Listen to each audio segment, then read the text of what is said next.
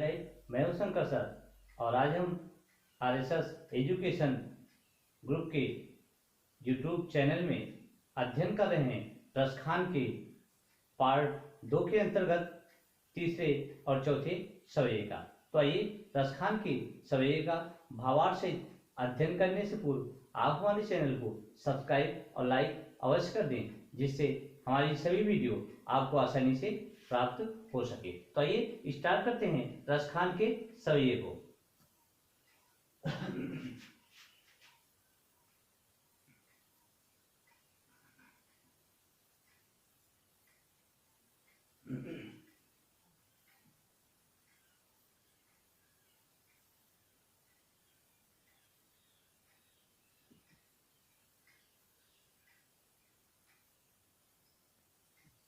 तीसरे सवये में रसखान जी बताते हैं कि गोपियां अपनी सहेलियों से संबोधित करती हुई कहती हैं कि मोर पखा सिर ऊपर राखी हो, गुंज की माल गरे पहिरोंगी। मोर पखा सिर ऊपर राखी हो, गुंज की माल गरे पहिरोंगी। ओढ़ी पितंबर लय लकुटी बन, गोधन ग्वार निसंग फिरोंगी। भाव तो ही मेरो रस खानी, सो तेरे कहे सब स्वांग करोंगी। किया मुरली मुरलीधर की, अधरान धराधरान धरोंगी। या मुरली मुरलीधर की, अधरान धराधरान धरोंगी। अर्थात गोपियां कहती हैं, एक दूसरे को संबोधित करती हुई कहती हैं मोर पखा। देखिए, मोर पखा का अर्थ होता है पंख से। मोर के पंख का बना हुआ जो मुकुट है श्री कृष्ण जो अपने सिर पर धारण करते थे। गोपियां कहती हैं कि मोर पखा सिर ऊपर राखियों। कहती है, हे सखी, मोर के पंख का बना हुआ वह मुकुट सिर के ऊपर मैं धारण कर लूंगी। जैसे श्री कृष्ण धारण करते थे वैसे उसे मैं भी धारण कर लूंगी।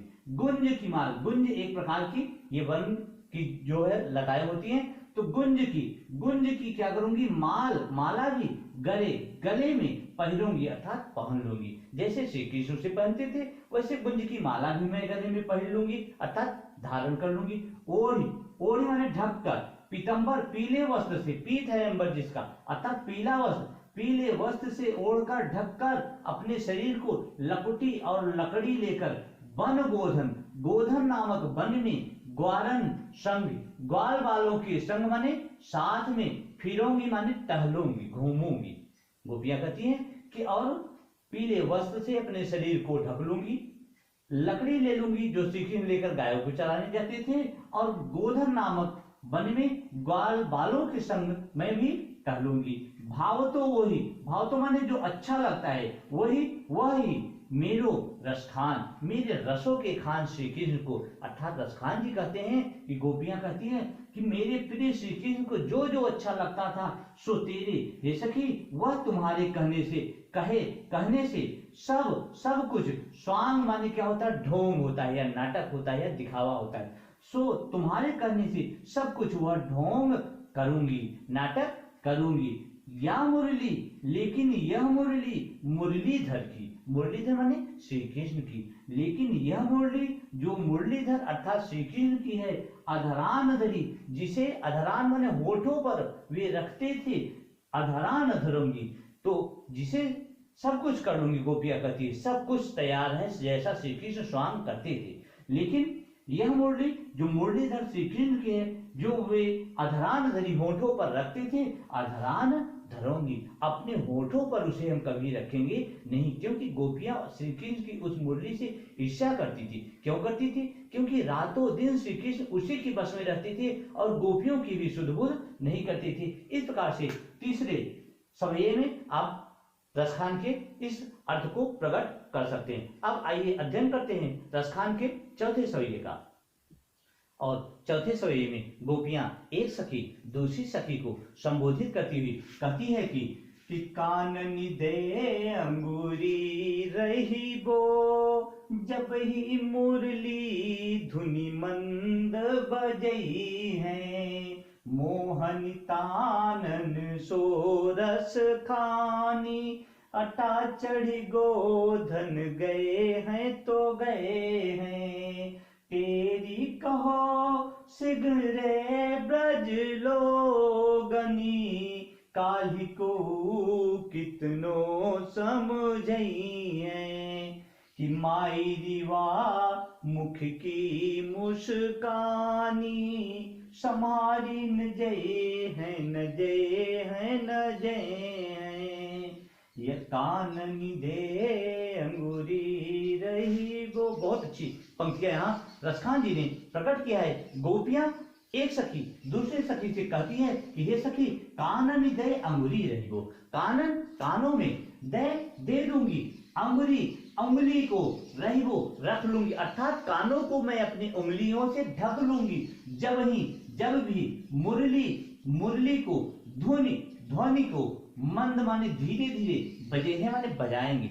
जब भी श्री कृष्ण अपनी मुरली की बंसी की मंद मंद ध्वनि को बजाएंगे, तब मैं अपने कानों को अपनी उंगलियों से ढक लूंगी। मोहन तानन, तान माने धुन होता है, तानन माने धुनों से होता है। मोहन माने मन को मोहने वाली, जब वो आकर्षक धुनें बजाएंगी, ध्वनियां बजाएंगे, सो रसखान जी कहते हैं, गोपियां कहती हैं कि जब वो मेरे प्रिय श्री कृष्ण, रसों की खान श्री कृष्ण मन को मोहने वाली धुन को बजाएंगे, तान को बजाएंगे, तो अटा चढ़ी गोधन गए हैं तो गए हैं। अटा माने अट्टालिका पर चढ़कर, गोधन माने गोधन नामक गीत, गए हैं तो गए हैं। अगर गाते हैं तो गाए, मुझे कोई फर्क पड़ने वाला नहीं है। अर्थात हम व्याकुल व्यथित नहीं होंगे, क्योंकि हम अपने कानों को अपनी उंगलियों से ढक लेंगे, बंद कर लेंगे। तेरी कहो, तेरी माने पुकारना होता है। मैं पुकार कर कहती हूँ, जैसे कोई कहता नहीं चिल्ला के कहती हूँ, तो टेर कर, पुकार कर, चिल्ला कर कहती हूँ। सिनरे माने संपूर्ण ब्रज लोगन, संपूर्ण ब्रज के लोग मेरी बात यह सुन ले। ऐसा गोपियां कहती हैं कि मैं पुकार कर, चिल्ला कर कहती हूँ कि संपूर्ण ब्रजवासी मेरी इस बात को सुन ले और समझ ले। काल को, काल माने कल आने वाले दिनों में, कल आने वाले दिनों में कोई भी व्यक्ति कितना भी मुझे, यानी बहुत सारा मुझे या किसी भी रूप से मुझे समझ ही है, कितना भी मुझे समझाएगा तब भी मैं उसकी बात सुनूंगी नहीं। माई अरी सखी, जिस संबोधन में कोई कहता है तो अरी माँ, वह मुख की, उस मुख मंडल की मुस्कान, मुस्कुराहट, श्री कृष्ण की मुस्कुराहट संभाली न दी है। अगर वे मेरे सम्मुख आ गए, भले ही मैं अपने कानों को अपनी उंगलियों से बंद कर लूंगी, लेकिन अगर वे मेरे सम्मुख आ गए और मंद मंद मुस्कुराते हैं और अपनी मुरली की धुन को मंद मंद बजाते हैं, तो मायरी वाह मुख की मुस्कान की अरी माँ, उस मुख की, उस मुखमंडल की मुस्कुराहट संभाली न जे हैं, मुझसे संभाली नहीं जाएगी। ऐसा गोपियां के काव्य सौंदर्य के तत्व की अगर बात करेंगे तो काव्य सौंदर्य के तत्व की मैंने चर्चा पार्ट 1 में की थी आपसे। तो सेम वही काव्य सौंदर्य के तत्व हैं, रस भी वही है, छंद वही है, अलंकार, भाषा और शैली सब कुछ वही है। तो इस प्रकार से आप रसखान के इस सवैये का भावार्थ से अध्ययन कर सकते हैं। तो आज की वीडियो में बस इतना ही। Thank you so much.